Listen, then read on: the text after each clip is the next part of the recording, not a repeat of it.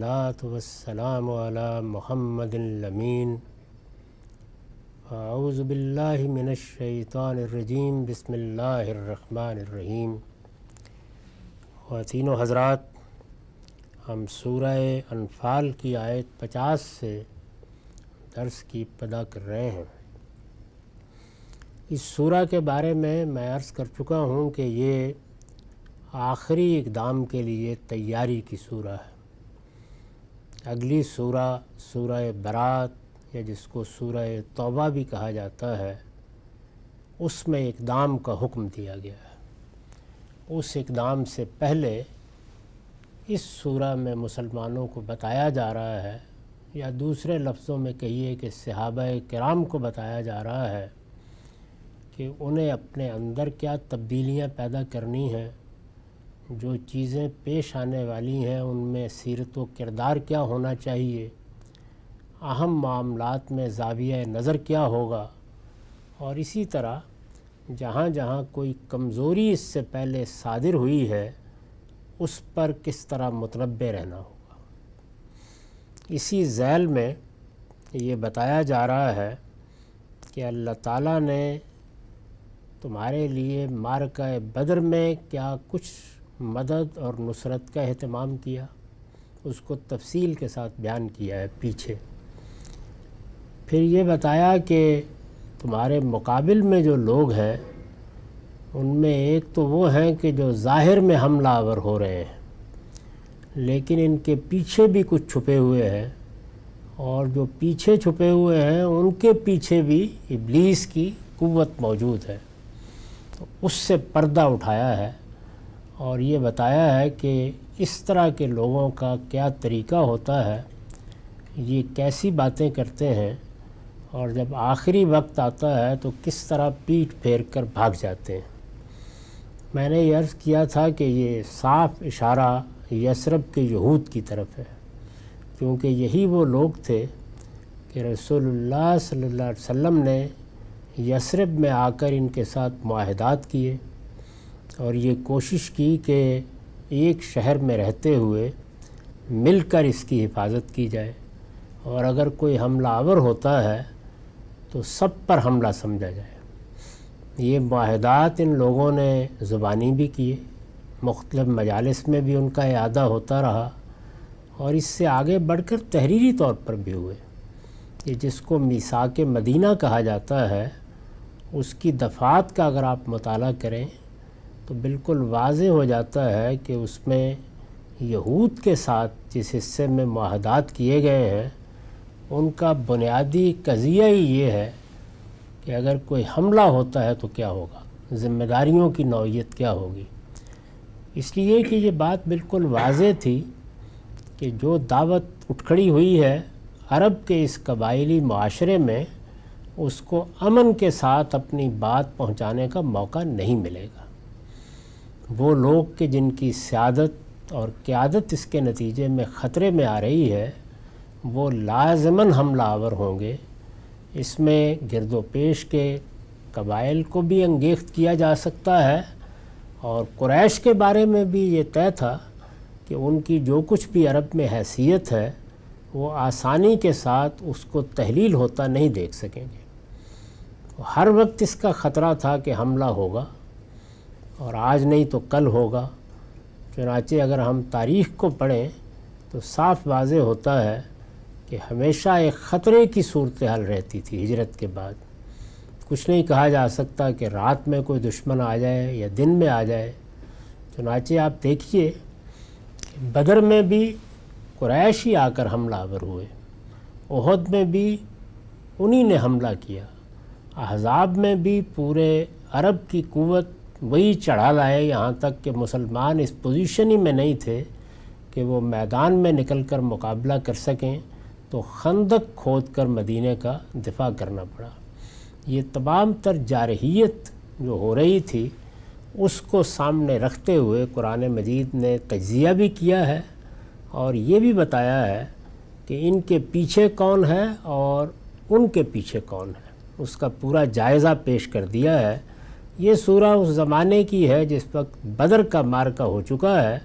اور ابھی آگے جو کچھ ہونے والا ہے اس کی پیشبندی کی جا رہی ہے۔ تو اللہ تعالیٰ یہ فرماتے ہیں کہ وَلَوْ تَرَىٰ إِذْ يَتَوَفَّى الَّذِينَ كَفَرُوا وَلَوْ تَرَىٰ إِذْ يَتَوَفَّى الَّذِينَ كَفَرُوا الْمَلَائِكَةُ يَضْرِبُونَ وُجُوهَهُمْ وَأَدْبَارَهُمْ وَذُوقُوا عَذَابَ الْحَرِيقِ، یعنی اس سے پیچھے دیکھیے تو یہود ان کو چڑھا لائے تھے، یہ خیال تھا کہ ہم ایک دل بادل لشکر ہیں، مسلمانوں کی کوئی حیثیت نہیں ہے، لیکن اللہ تعالیٰ نے اس موقع پر یہ فیصلہ کیا کہ اس معرکے کو حق و باطل کا معرکہ بنا دیا جائے۔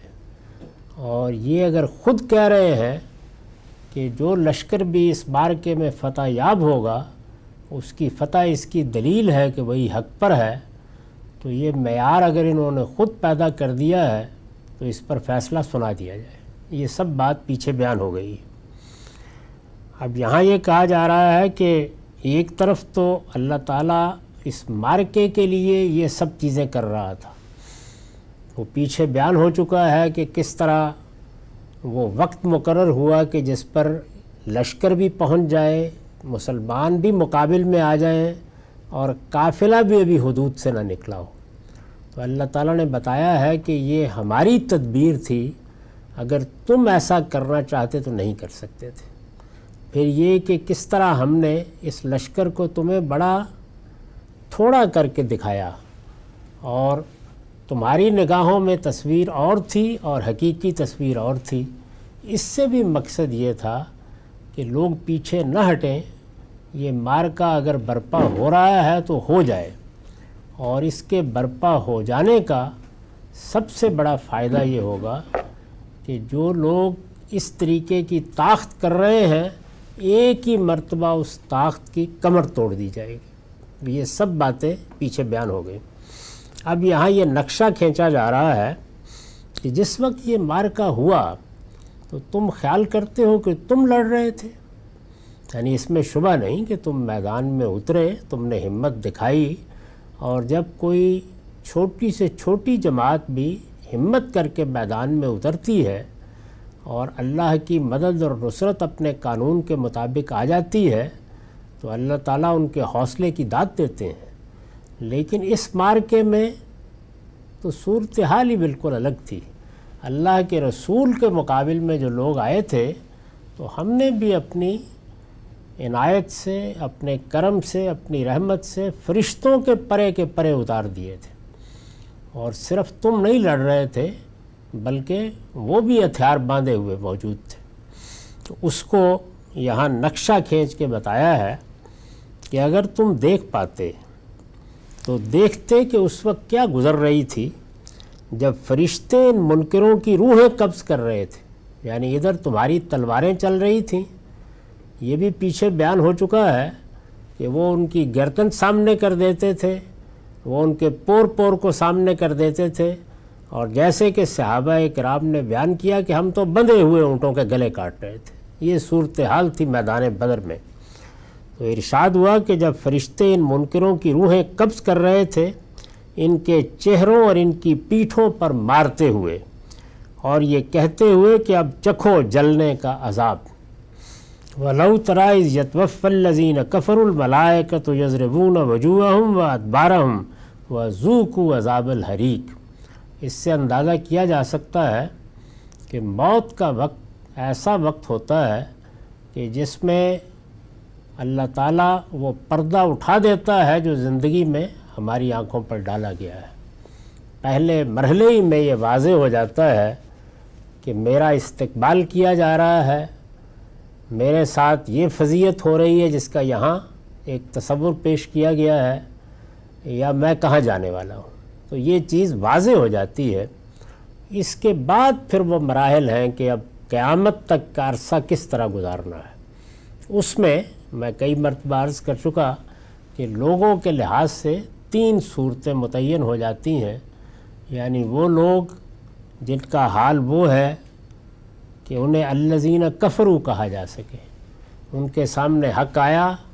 ان پر واضح ہو گیا کہ یہی حق ہے، لیکن انہوں نے جانتے بوجھتے انکار کر دیا، سرکشی دکھائی، اللہ کے حضور میں سرتابی کر کے کھڑے ہو گئے،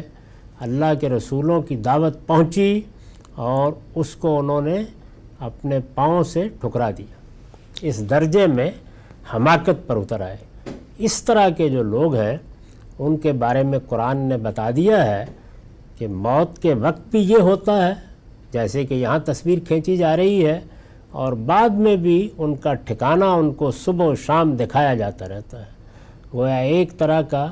نفسیاتی ٹارچر ہے یا اذیت ہے جس میں وہ یہ سارا عرصہ گزارتے ہیں۔ چنانچہ فرعون کے بارے میں صراحت سے بتا دیا ہے کہ ایسا ہی کیا جا رہا ہے۔ دوسرے وہ لوگ کہ جنہوں نے دین کے معاملے میں سبقت دکھائی، نیکی اور خیر کو اپنا نصب العین بنایا، اپنی طرف سے صداقت کی زندگی بسر کی، ایسی عمدہ زندگی بسر کی کہ کسی حساب کتاب کی کوئی ضرورت نہیں ہے، جیسے شہداء کا ذکر ہوا ہے، جیسے انبیاء ہیں،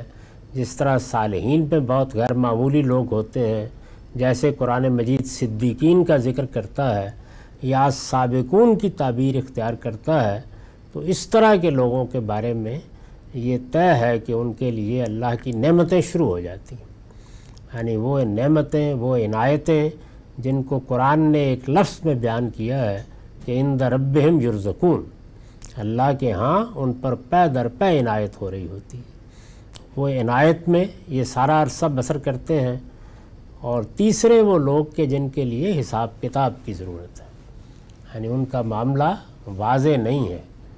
وہ خلطوا عملا صالحا و آخر سیئا کے مصداق ہیں جو قرآن مجید اگلی سورہ میں بتائے گا۔ نیکیاں بھی کی ہیں، برائیاں بھی ہوئی، کمزوری بھی دکھائی ہے، پھسلے بھی ہیں۔ تو اب یہ ضروری ہے کہ ان کا حساب کتاب ہو، میزان لگے، ان پر بھی واضح ہو کہ اس کا نتیجہ کیا ہے، اور اللہ تعالیٰ بھی گویا حجت تمام کرتے ہیں۔ اس طرح کے لوگوں کے بارے میں یہی معلوم ہوتا ہے کہ انہیں سلا دیا جاتا ہے، وہ ان دونوں صورتوں سے بالکل الگ ہو کر یہ وقت سوتے ہی میں بسر کرتے ہیں، قیامت میں اٹھیں گے، میزان لگے گی، حساب ہوگا، فیصلہ سنا دیا جائے گا۔ تو یہاں پر جن لوگوں کا ذکر ہو رہا ہے یہ عام منکرین نہیں ہیں، یہ وہ لوگ ہیں کہ جنہوں نے جانتے بوجھتے اللہ کے پیغمبر کی موجودگی میں اس کا انکار کیا ہے۔ الذین کفروا سے مراد یہاں وہ ہیں۔ ان کے بارے میں یہ فرمایا کہ صرف یہی نہیں ہو رہا تھا کہ فرشتے ان کی گردنیں اور ان کے جوڑ جوڑ کو تمہارے سامنے کر رہے تھے کہ تم انہیں کاٹ دو، بلکہ جب ان کی روحیں قبض کر رہے تھے تو اس وقت بھی ان کے ساتھ یہ ہو رہا تھا۔ اگر تم دیکھ پاتے تو دیکھتے کہ اس وقت کیا گزر رہی تھی جب فرشتے ان منکروں کی روحیں قبض کر رہے تھے،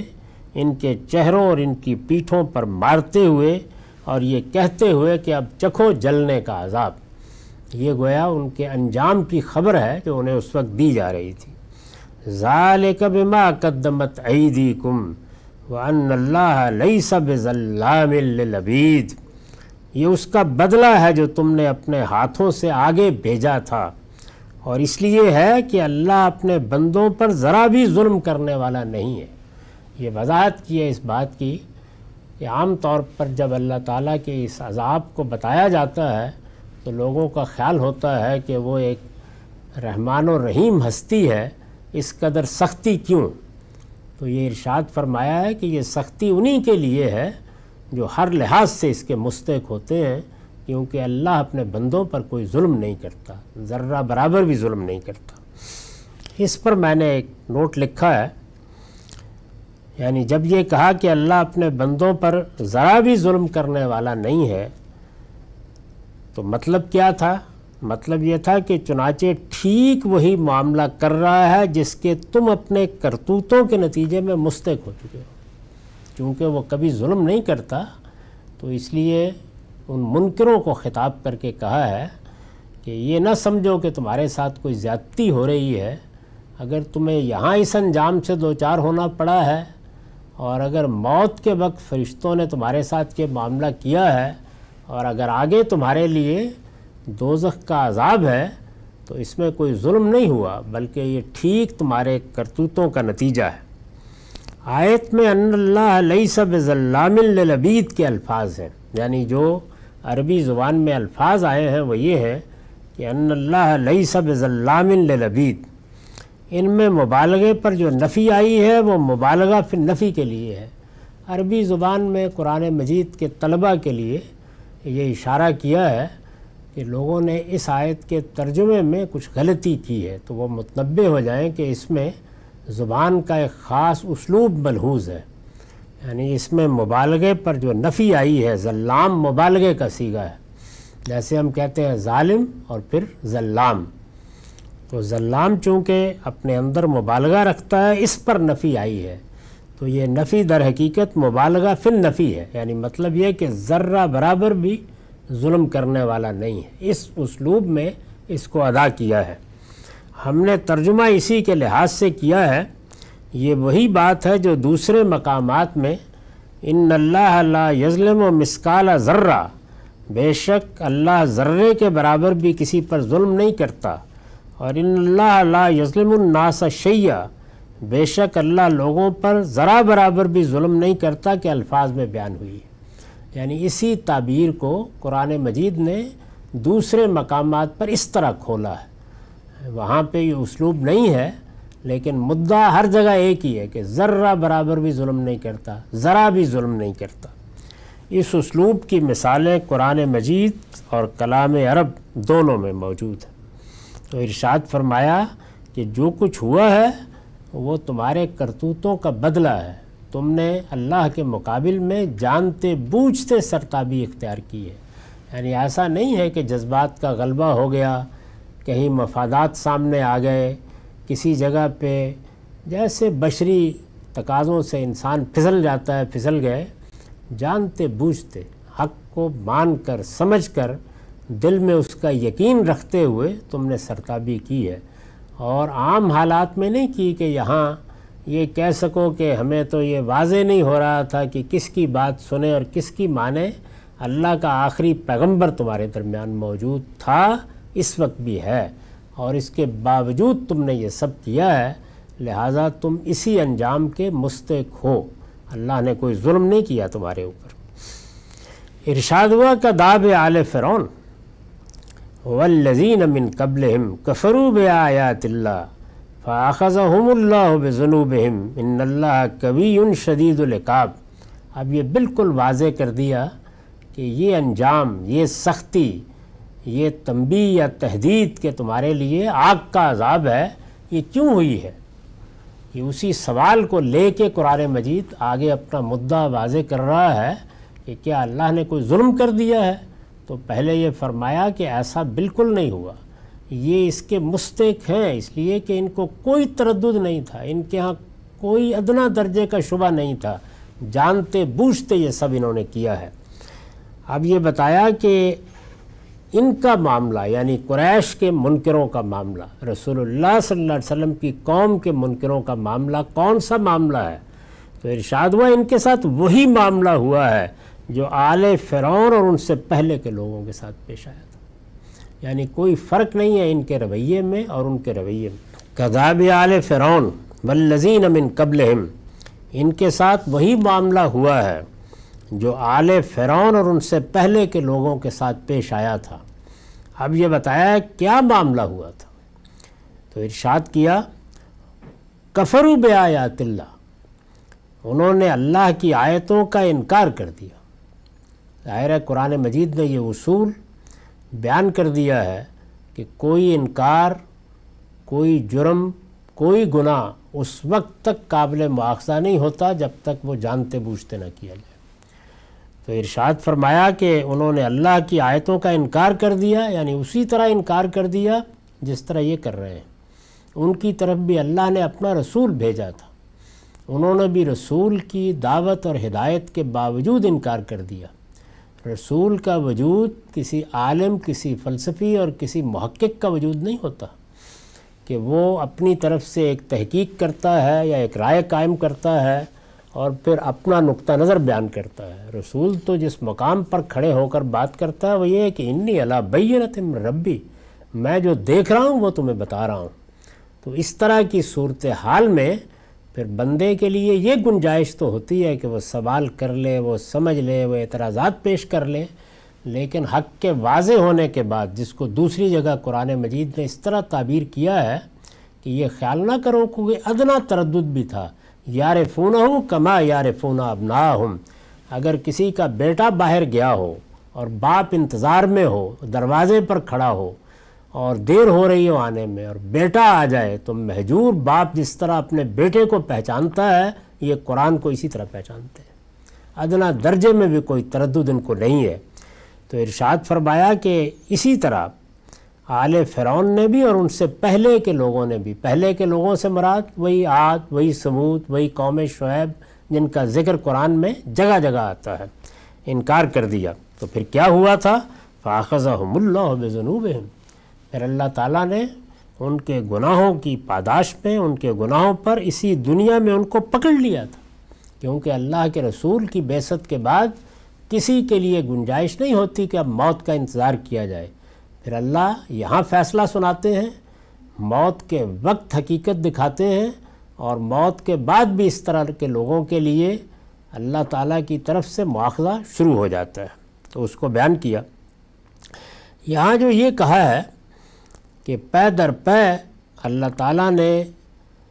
اپنی نشانیاں بھیجیں اور انہوں نے انکار کیا، تو اس سے کیا مراد ہے؟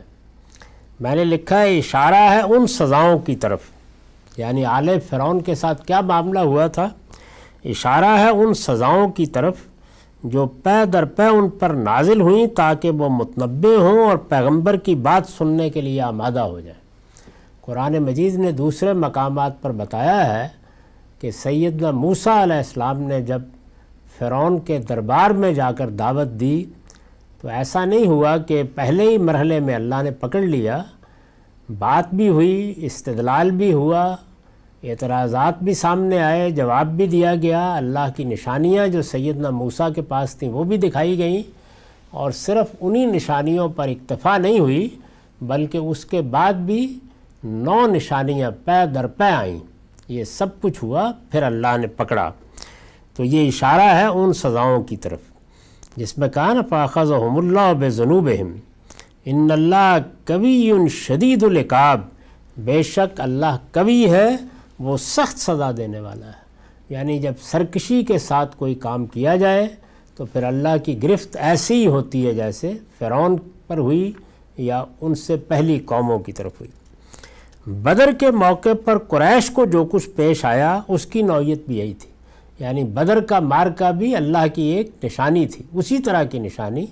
جیسے فرعون کے لیے، فرعون کی قوم کے لیے اللہ کی نشانیاں نمودار ہوئیں۔ تو بدر کا مارکہ محض ایک جنگ نہیں رہا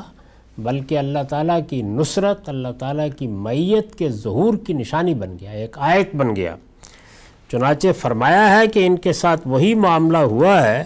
جو فرعون والوں اور ان سے پہلے کے لوگوں کو پیش آیا تھا، یعنی جس طرح ان کو اللہ نے اپنی نشانیاں دکھائیں ان کو بھی دکھائیں، اور جس طرح ان نشانیوں کے باوجود یعنی ان کو دیکھنے کے باوجود وہ انکار پر مصر رہے، سرکشی پر گامزن رہے، انہوں نے بھی یہی کیا ہے، اور اب اللہ نے جس طرح ان کو پکڑا تھا ان کے پکڑنے کا بھی فیصلہ کر لیا ہے۔ ذالک بان اللہ لم یک مغیرا نعمت انعمها علی قوم حتی یغیروا ما بانفسهم وان اللہ سمیع علیم۔ فرمایا کہ یہ کیوں ہوا، یعنی اللہ تعالیٰ قوموں کے ساتھ یہ معاملہ کس قانون کے مطابق کرتا ہے؟ تو ارشاد فرمایا یہ اس وجہ سے ہوا کہ اللہ کسی نعمت کو جو اس نے کسی قوم کو عطا کی ہو اس وقت تک نہیں بدلتا جب تک وہ خود اپنی حالت میں تبدیلی نہ کریں، نیز اس وجہ سے ہوا کہ اللہ سمیع و علیم ہے۔ یعنی یہ 2 چیزیں بیان کی ہیں اور دونوں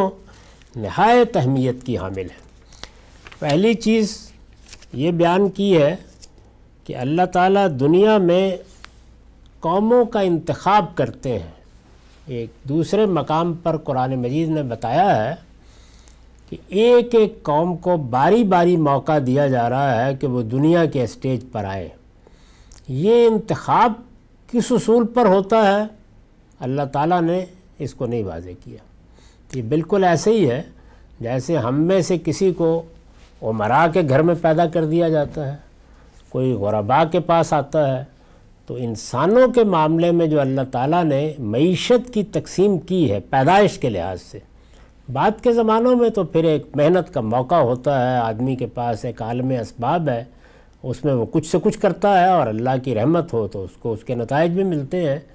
لیکن پیدائش کا انتخاب جس طریقے سے ہوتا ہے، اسی طرح قوموں کو بھی اسٹیج پر لایا جاتا ہے ایک ایک کر کے۔ جب وہ آ جاتی ہیں تو ظاہر ہے کہ ان کو نعمت ملتی ہے، اقتدار ملتا ہے، اللہ تعالیٰ ان کی معیشت میں فراخی دیتے ہیں۔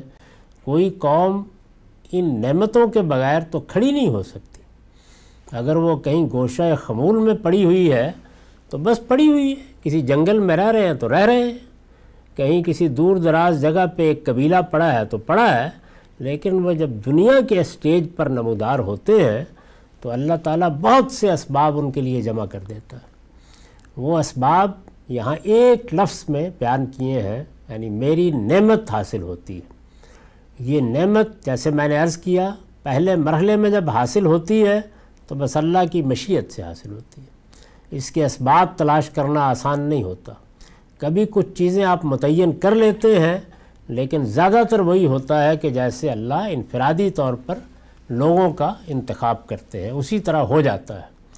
لیکن وہ یہ کہتے ہیں کہ جس وقت یہ نعمت مل جاتی ہے تو میں اس کو واپس نہیں لیتا اس وقت تک جب تک کہ واپس لینے کے مستحق نہیں ہو جاتے لوگ۔ یعنی پہلے مرحلے میں تو اللہ کی مشیت اور اس کا انتخاب ہے، لیکن دوسرے مرحلے میں ایک بالکل واضح قانون ہے کہ وہ اس مقام پر رہنے کا استحقاق ثابت کرتے رہیں تو رہیں گے، اور اگر اس استحقاق کو ثابت نہ کر سکیں اور اپنی نالائکیوں کے نتیجے میں نہ علم کے معاملے میں ممتاز رہیں نہ اخلاق کے معاملے میں برتر رہیں، پھر اللہ تعالیٰ گرا دیتا ہے۔ تو یہ اصول ہے جس کو یہاں بیان کیا ہے، اور دوسری جگہ بتا دیا ہے کہ ہر قوم اسی طرح دنیا کے اسٹیج پر آتی ہے اور اسی نتیجے تک پہنچتی ہے کہ جو چیزیں کسی قوم کو عروج پر رکھنے کا باعث بنتی ہیں وہ ان چیزوں کے معاملے میں آہستہ آہستہ اضمحلال میں کمزوری میں مبتلا ہوتی چلی جاتی ہے۔ جس طرح کہ میں نے کئی مرتبہ متعین کر کے بتایا ہے کہ بالعموم قوموں کو جب عروج پر ہم دیکھتے ہیں اور ان کا مطالعہ کرتے ہیں، اور وہ لوگ بھی کہ جنہوں نے مطالعہ کیا ہے، یعنی قوموں کی تاریخ کو سمجھنے کی کوشش کی ہے، جیسے کہ ابن خلدون ہیں یا بڑے فلسفی و حکماء ہیں یا ٹائن بھی ہیں، تو قوموں کا، سلطنتوں کا، تاریخ میں ان کے عروج و زوال کا جب مطالعہ کیا جاتا ہے تو واضح ہو جاتا ہے کہ عروج پر قائم رہنے کی تین ہی بنیادیں ہوتی ہیں۔ یعنی کوئی قوم یا کوئی اللہ تعالیٰ کا منتخب گروہ یا جماعت جو بھی اس کی حیثیت ہے، وہ اللہ کی نعمت پا کر عروج پر کھڑا ہے تو اس کو کیا چیزیں ہیں کہ جس کو ہر حال میں قائم رکھنا ہے۔ تو پہلی چیز اور بنیادی چیز یہ ہوتی ہے کہ اس کے اندر کیا فی الواقع سیاسی وحدت پائی جاتی ہے، کیونکہ دنیا کے اسٹیج پر تو ایسے ہی کھڑا ہوا جائے گا۔ لوگ اگر اپنی ذات میں بالکل منتشر ہیں، ان کو ادنیٰ درجے میں بھی کوئی استحکام نصیب نہیں ہوا، تو ایک منتشر گروہ، ایک منتشر بھیڑ وہ کیسے اس نعمت کو برقرار رکھ سکتی ہے؟ تو ان کے اندر ایک وحدت ہونی چاہیے، یعنی وہ اپنے سیاسی وجود کو، کیونکہ دنیا میں کھڑے ہونے، قومی حیثیت سے کھڑے ہونے کے لیے تو سیاسی وحدت ناگزیر ہے۔ اس کے بغیر کسی قوم کا، کسی گروہ کا، کسی تہذیب کا تصور نہیں کیا جا سکتا۔ دوسری بڑی چیز یہ ہے کہ دنیا میں انسان ایک نظریاتی وجود ہے، آخر اس کے کوئی افکار ہوں گے، وہ کسی نظریے پر کھڑا ہوگا، اس نے اپنے سامنے کوئی مذہب یا کوئی زاویہ خیال رکھا ہوگا، اس میں کس حد تک یکسوئی ہے، اس کے ساتھ اس کے تعلق کی نوعیت کیا ہے۔ چنانچہ جب ہم اپنے دین کے معاملے میں قرآن کو پڑھتے ہیں تو آپ دیکھیے کہ وہ صاف صاف یہ کہتا ہے کہ یہ دین تمہیں دیا گیا ہے تو ان اقیم الدین، اس دین پر قائم ہو جاؤ جس طرح کے قائم ہونے کا حق ہے، ولا تتفرقوا فیہ، اور اس میں کوئی تفرقہ نہیں رہنا چاہیے۔ یا مثلا یہ کہتا ہے کہ اعتصموا بحبل اللہ جمیعا ولا تفرقوا، اللہ کی رسی تمہارے ہاتھ میں پکڑا دی گئی ہے اس قرآن مجید کی صورت میں، اس کو مضبوطی سے پکڑو اور آپس میں تفرقہ پیدا نہ کرو، تو سیاسی وحدت اور نظریے کی یکسوئی، سیاسی وحدت کے بعد دوسری بڑی چیز یہ ہے، اور پھر اس کے بعد جو سب سے اہم چیز ہے وہ علم و اخلاق کی برتری ہے۔ یعنی انسان دنیا میں علم کی بنیاد پر جیتا ہے، یہ علم اس کو ذرائع دیتا ہے، وسائل دیتا ہے۔ اس کے بغیر تو ایک کھیت بھی نہیں جوتا جا سکتا، اس کے بغیر درخت بھی نہیں کاٹا جا سکتا، اس کے بغیر تو شکار کر کے بھی زندگی نہیں بسر کی جا سکتی۔ تو علم میں کیا صورتحال ہے کسی قوم کی، اور اسی طرح اخلاقیات، یعنی باہمی روابط، تعلقات، ان میں کیونکہ انسان کا اصلی شرف دو ہی چیزیں ہیں، وہ جمالیات کا شعور رکھتا ہے اور وہ اخلاقی احساس رکھتا ہے۔ انسان اگر ان دو چیزوں سے محروم ہو جائے، یعنی اس کے ہاں خوبصورتی، حسن، اس کی اپریسیشن ختم ہو جائے، یہی اصل میں اپریسیشن ہے جو شہروں کی تعمیر میں، جو فنون لطیفہ میں، جو مصوری میں، جو موسیقی میں، جو شاعری میں، جو اعلیٰ ادب میں تبدیل ہوتی ہے، یہ ختم ہو جائے اور اسی طرح اس کا اخلاقی احساس بالکل مزمل ہو جائے، تو پھر وہ جانور ہے، یعنی اس کے اوپر پھر بہیمیتی کا غلبہ ہوتا ہے۔ تو یہ تیسری اور آخری چیز علم اور اخلاق میں برتری پر قائم رہنا۔ تو یہاں یہ بتا دیا ہے کہ اللہ تعالیٰ جو نعمت دیتا ہے، اگر اس کو قائم رکھنا چاہتے ہو تو اللہ نعمت دینے کے بعد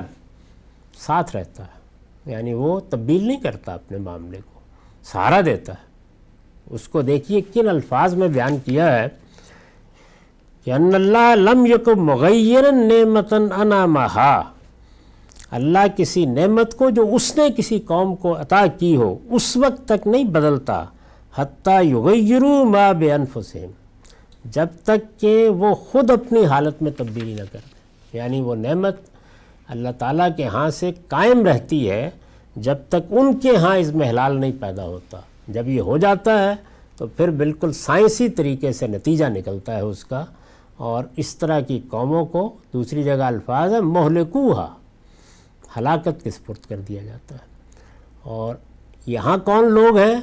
یہاں وہ قوم ہے جس پہ اللہ کا رسول آ گیا ہے، ان کو بتایا جا رہا ہے۔ ان کے بارے میں اسی آیت میں جس میں یہ کہا ہے کہ قومیں دنیا کے اسٹیج پر آتی ہیں، باری باری آتی ہیں اور پھر ہلاکت کی نظر ہو جاتی ہیں، اسی میں بیان کیا گیا ہے کہ جن کی طرف اللہ کے رسول آتے ہیں ان پر اللہ کا عذاب آ جاتا ہے، یعنی گویا ان کے لیے مہلت ختم ہو جاتی ہے، او معذبوہا۔ اور یہ بیان کر دیا ہے کہ یہ قیامت کے دن تک ایسے ہی رہے گا۔ اللہ کا یہ قانون غیر متبدل قانون ہے، یہ اس کی سنت میں سے ہے۔ یہاں اس کا حوالہ دیا قریش کو اور یہ بتایا کہ یہ سمجھ لو کہ تمہارے ساتھ اب یہی ہو رہا ہے۔ اللہ تعالیٰ نے تمہیں نعمت دی، تم اس خطہ ارض میں بڑے سعادت اور قیادت کے مقام پر تھے، تمہیں بیت اللہ کی تولیت حاصل ہوئی اور کم و بیش 2000 سال تک تم برتری کے اس مقام پر رہے ہو۔ اب اللہ نے اگر تمہارے ساتھ یہ معاملہ کرنے کا فیصلہ کیا ہے تو اس وقت بھی بے انصافی نہیں کی، اپنا رسول بھیجا ہے تاکہ تمہیں تنبیہ کی جائے کہ تم اپنی اصلاح کر لو، اور اگر تم کر لیتے تو تمہارے لیے عالمی سطح پر سرفرازی کا فیصلہ ہو چکا تھا، نہیں کرو گے تو نتیجہ نکل آئے گا۔ تو یہ پوری بات اس طرح سے سامنے رکھتی ہے۔ اس پر میں لکھا ہے مطلب یہ ہے کہ خدا کا عذاب اندھے کی لاٹھی نہیں ہے۔ یہ جو بیان کرتا ہے قرآن مجید کہ عاد پر عذاب آ گیا اور سمود پر عذاب آ گیا، اور اب قریش کو بتایا جا رہا ہے کہ تم بھی عذاب کی زد میں ہو، تو یہ عذاب اندھے کی لاٹھی نہیں ہے، وہ تمام تر خدا کے سمع و علم پر مبنی ہوتا ہے۔ قانون بیان کرنے کے بعد آخر میں یہ کہا تھا کہ ان اللہ سمیع علیم، نیز اس وجہ سے کہ اللہ سمیع و علیم ہے، سننے والا ہے، جاننے والا ہے، تو خدا کے سمع و علم پر، یعنی وہ سنتا ہے کیا ہو رہا ہے، دیکھتا ہے کیا کر رہے ہو، اس کے بعد بالکل قانون کے مطابق کوئی ظلم نہیں کرتا، فیصلہ سناتا ہے۔ تو وہ فیصلہ تمہارے بارے میں ہوا ہے۔ چنانچہ کسی قوم کو سرفرازی کے لیے منتخب کر لینے کے بعد وہ جب اسے تباہی کے حوالے کرتا ہے تو اس کے کرتوتوں کی بنیاد پر کرتا ہے۔ یہ بات بہت اچھی طرح سمجھ لینی چاہیے، یعنی نعمت دے کے عروج دیتا ہے وہ اس کی مشیت پر ہوتا ہے، کس قوم کو سامنے لانا ہے لے آتا ہے، اسباب پیدا ہو جاتے ہیں، حیران کن طریقے سے پیدا ہوتے ہیں۔ جس طرح کہ اس وقت جو قومیں عروج پر ہیں، یہ معلوم ہے کہ یک بیک ان کے ہاں سائنسی علوم کے لیے غیر معمولی رغبت پیدا ہوئی۔ معلوم ہوتا تھا کہ ہر گھر میں سے ایک ایجاد کرنے والا نکل رہا ہے، تو اللہ کی نعمت کا ظہور ہونا شروع ہو جاتا ہے۔ جب وہ ظہور اپنے آخری نتائج تک پہنچتا ہے تو ظاہر ہے کہ وہ اسباب میسر آ جاتے ہیں جو دنیا میں عروج تک پہنچنے کے لیے، اس کو نعمت سے تعبیر کیا ہے۔ یہ تو مشیت پر ہوتا ہے، وہ کہاں اس کے اسباب پیدا کر دے۔ دنیا کی قوموں کی تاریخ پڑھیں تو معلوم ہوتا ہے کہ بس وہی فیصلہ کرتا ہے، لیکن اب قائم رہنے کے لیے وہ چیزیں ضروری ہیں۔ تو ارشاد فرمایا ہے کہ تباہی کے حوالے نہیں ہوں گی یہ قومیں جن کو میں نے اٹھا دیا ہے، وہ اس وقت ہوں گی جب وہ اپنے کرتوتوں کی وجہ سے تباہی کی مستحق ہو جائیں گی۔ تو قاعدہ یہ ہے جس کو بیان کیا ہے،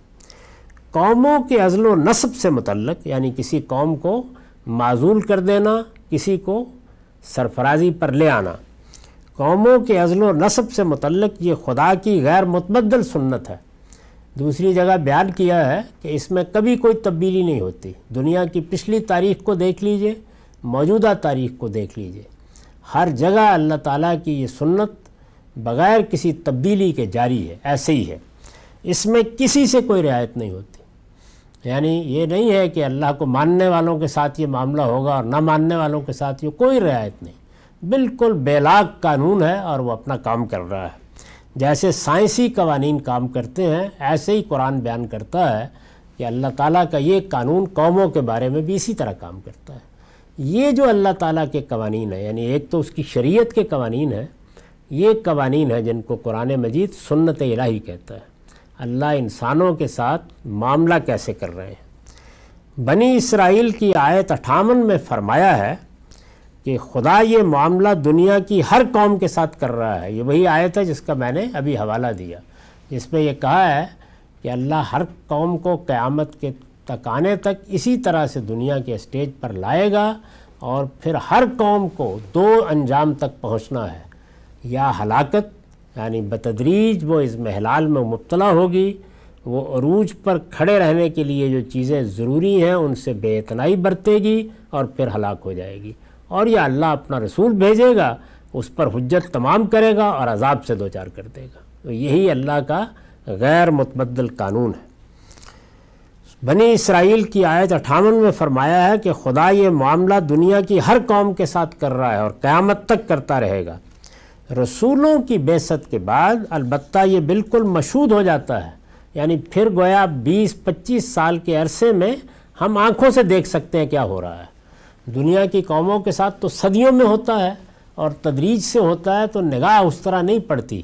لیکن جب رسولوں کی بعثت ہوتی ہے تو یہ قانون بالکل سامنے کام کرتا ہوا نظر آتا ہے۔ ان کی طرف سے اتمام حجت کے بعد، یعنی جب وہ حق کو ہر لحاظ سے واضح کر دیتے ہیں، جب کوئی قوم آیات الہی کو جھٹلا دیتی ہے تو یہ اس بات کا اظہار ہوتا ہے کہ وہ آخری درجے میں بگڑ چکی ہے، یعنی رسول کے بعد پھر مزید مہلت ختم ہو جاتی ہے، لہٰذا اسی درجے میں ہلاکت اور تباہی کے حوالے کر دی جاتی ہے۔ اور ہلاکت اور تباہی کے بارے میں میں اس سے پہلے عرض کر چکا کہ اس کا قانون کیا ہے۔ اس کا قانون یہ ہے کہ اگر تو توحید کے معاملے میں استقرار ہے، یعنی کوئی قوم اصلاً اللہ کو تنہا مانتی ہے اصول میں، یعنی تعویل میں غلطی کر رہی ہے، اطلاق میں غلطی کر رہی ہے، تو سزا کیا ہوگی؟ محکومی اور غلامی کی سزا۔ اور اگر رسولوں کی بعثت کے بعد ایسی قوم سے معاملہ ہے جس نے شرک کو دین کے طور پر اختیار کر رکھا ہوا ہے، تو پھر موت کی سزا ختم کر دی جائے گی۔ یعنی سزائیں دو ہیں لیکن وہ بہرحال نافذ ہو جاتی ہیں۔ یہ مضمون ابھی جاری ہے۔ اقول و قولی ھذا واستغفر اللہ لی ولکم ولسائر المسلمین۔